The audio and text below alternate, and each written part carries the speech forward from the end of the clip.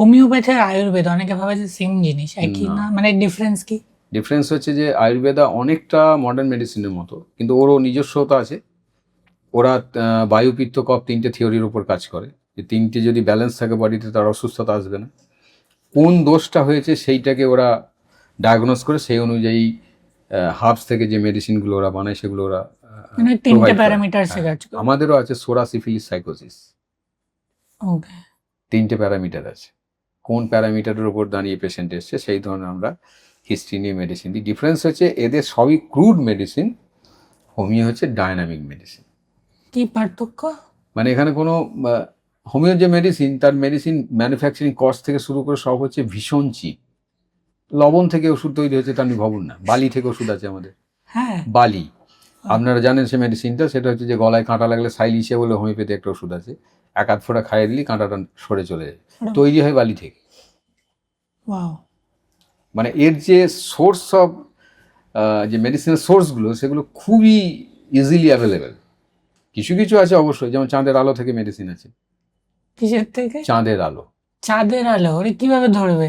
পূর্ণিমার রাতে বড় একটা জায়গার মধ্যে জল রেখে দেওয়া হলো, হ্যাঁ তার মধ্যে যে আলোটা পড়লো সারা রাত, হ্যাঁ। সেখান থেকে মেডিসিন তৈরি করা যায়। ইম্পন্ডেরাবিলিয়া বলে আমাদের একটা মেডিসিন আছে। এক্স রে থেকে মেডিসিন আছে। যে মানুষ কনস্ট্যান্ট হয়তো এক্স রে টেকনিশিয়ান, হ্যাঁ। সে তো এক্সপোজড, তাদের কিছু অসুখ হয়, সে অসুখগুলোতে আমরা এক্স রে ইউজ করি, দারুণ রেজাল্ট হয়। এক্স রে থেকেই তৈরি, মানে ওই মেডিসিন অ্যালকোহলের মধ্যে দিয়ে এক্স রে পাস করানো হলো, সেখান থেকে মেডিসিন তৈরি হলো। এরকম ধরনের অদ্ভুত অদ্ভুত সোর্স, যেগুলো কিছুই না কিন্তু বিরাট ব্যাপার। বাহ। সেই জন্য এই হোমিওপ্যাথি একটা সাইন্টিফিক ব্যাখ্যাও তো আছে হ্যাঁ নিশ্চয়ই। নিশ্চয়ই নিশ্চয়ই, কারণ ওটা যে আমি বলেছিলাম প্রথমে, লাইক কিওরস লাইক। হুম।